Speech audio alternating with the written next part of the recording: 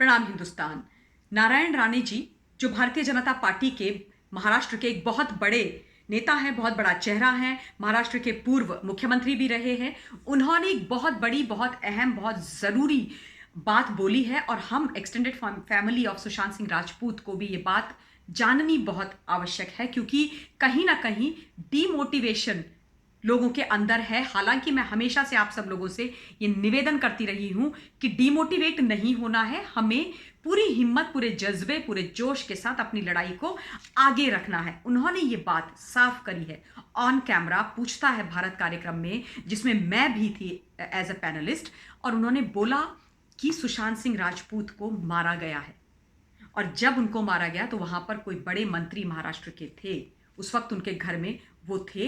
दिशा सैलियान के बारे में बातचीत की जा रही थी, उनके उनके जो भी उनके साथ हुआ उसके बारे में बात की जा रही थी, और उसके बाद गहमा गहमी हो गई, हीटेड डिस्कशन आदि हो गया, और उसके बाद वो हो गया जिसका हमने कभी सपने में भी सोचा नहीं था, जिसके बारे में हमें कोई अंदेशा भी नहीं था। ये बहुत बड़ा स्टेटमेंट है।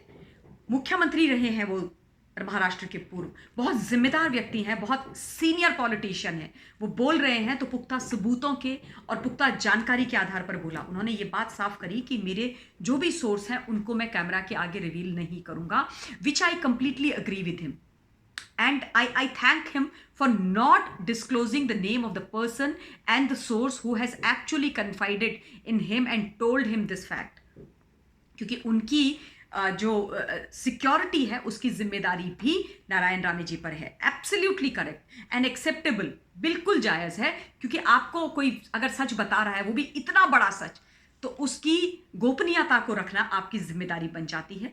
ऑब्वियसली जो इन्वेस्टिगेटिव एजेंसीज हैं उनको उन्होंने बताया होगा, और ये जो बात है ये वही बात है जो हम सारे के सारे लोग 16 या 17 या 18 जून से लगातार बोलते आ रहे हैं। हम सारे बोल रहे हैं कि ये मिस्टीरियस सर्कमस्टांसेस वाली ही मृत्यु है, इसमें कोई दो राय नहीं है, इसमें हमें एक 5 पैसे का कोई डाउट नहीं है। लेकिन जिस प्रकार से तमाम कोशिशें की जा रही हैं इसको हश हश करने के लिए, इसके बारे में ना बात करने के लिए, देखिए कुछ भी करो, कुछ भी करो। कल हमने लंकापति रावण, सोने की लंका में रहने वाले रावण का दहन किया, विजयदशमी, जो सत्य की असत्य पर विजय का हमारा पर्व है। इंसान कितना भी बड़ा क्यों ना हो, अगर आप गलत करते हो ना तो फिर समय ज़्यादा ज़रूर लग सकता है, लेकिन आपको आपके कर्मों का फल तो चुकाना पड़ेगा। जो इंसान बोता है उसको काटना भी वही पड़ता है, और सच्चाई सामने आज नहीं तो कल ज़रूर आएगी।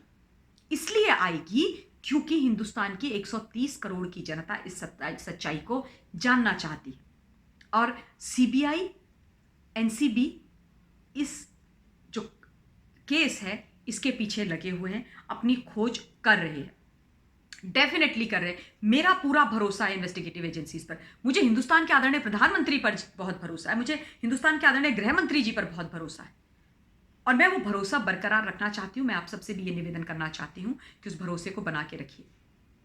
हाँ, अपनी आवाज हमें किसी भी कीमत पर नहीं रोकनी, बोलते रहना है, बोलते रहना है। अपनी आंख और कान दोनों को खुले रखना है, एकदम खुले रखना है। अपनी नजरें चारों तरफ रखनी है। जहां पर भी हमें कहीं कुछ लगता है, डेफिनेटली एक होकर के, वर्चुअली जैसे हम एक दूसरे का हाथ पकड़ करके बात करते हैं वैसे बात करनी है।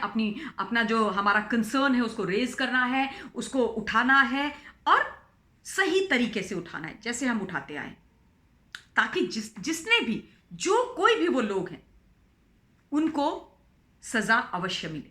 अल्टीमेटली हम यही तो चाहते हैं ना कि जो भी हो उसको सजा मिले, जो भी। और सत्य परेशान हो सकता है लेकिन पराजित नहीं हो सकता, ये बात हम हमेशा से सदैव से बोलते आए हैं, सत्यमेव जयते। और इस बात पर हमें बहुत भरोसा है, और इस भरोसे को हम अपना बरकरार करके रखेंगे। हम अपने भरोसे को किसी भी कीमत पर, कुछ भी हो जाए, टूटने नहीं देंगे। लड़ाई आसान नहीं है, ये मैं आपसे डे वन से बोलती आ रही हूं। ये लड़ाई लंबी भी चलने वाली है और आसान भी नहीं है। इतनी आसान होती तो अब तक तो खत्म हो जाती ना, न्याय मिल चुका होता।